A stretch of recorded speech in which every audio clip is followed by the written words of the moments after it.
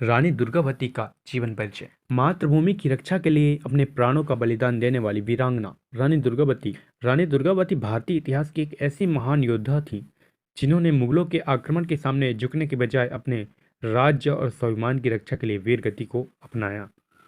उनके जीवन साहस, नारी शक्ति और राष्ट्र प्रेम की प्रेरणादायक गाथा है। आइए उनके गौरवशाली जीवन को विस्तार से जानते हैं। प्रारंभिक जीवन। रानी दुर्गावती का जन्म 5 अक्टूबर 1524 को कालिंजर, वर्तमान उत्तर प्रदेश के चंदेल वंश के राजा कीरत राय के घर हुआ था। उनका नाम दुर्गावती इसलिए रखा गया क्योंकि उनका जन्म दुर्गा अष्टमी के दिन हुआ था। बचपन से ही वे साहसी, तेजस्वी और स्वाभिमानी थी। उन्होंने घोड़सवारी, तीरंदाजी और रणनीति में महारत हासिल की। बचपन से ही वह युद्ध कला में रुचि रखती थी और उनकी यही वीरता आगे चलकर उन्हें एक महान योद्धा के रूप में स्थापित करने वाली थी। विवाह और गोंडवाना राज्य की रानी बनना। 1542 में रानी दुर्गावती का विवाह गोंड राजा दलपत शाह के साथ हुआ, जो गढ़ामंडला के शासक थे। इस विवाह से चंदेल और गोंड वंश के बीच संबंध मजबूत हुए। विवाह के कुछ वर्षों बाद राजा दलपत शाह का निधन हो गया और रानी दुर्गावती ने मात्र 25 वर्ष की आयु में अपने बेटे वीर नारायण के साथ राज्य की वागडोर संभाली।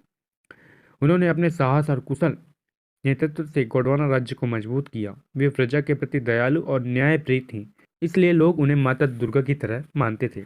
मुगलों से संघर्ष। जब रानी दुर्गावती के शासन मजबूत हो रहा था, तब मुगल साम्राज्य अपने विस्तार की योजना बना रहा था। 1564 में मुगल सम्राट अकबर के अधीन सूबेदार आसफ खान ने गोंडवाना पर हमला कर दिया। रानी दुर्गावती ने अपनी सेना को संगठित किया और नर्मदा नदी के किनारे मुगलों का डटकर सामना किया। पहली लड़ाई में जीत। रानी की कुशल रणनीति और सेना के पराक्रम ने मुगलों को पीछे हटने पर मजबूर कर दिया। दूसरी लड़ाई 1564। मुगलों ने भारी सेना और हथियारों के साथ फिर से आक्रमण किया। रानी ने अपने प्रिय हाथी सरस्वती पर सवार होकर वीरतापूर्वक लड़ा।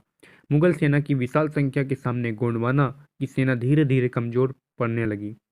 बलिदान और अमरता। जब रानी ने देखा कि युद्ध जीतना असंभव हो रहा है, तब भी उन्होंने आत्मसमर्पण करने से इनकार कर दिया।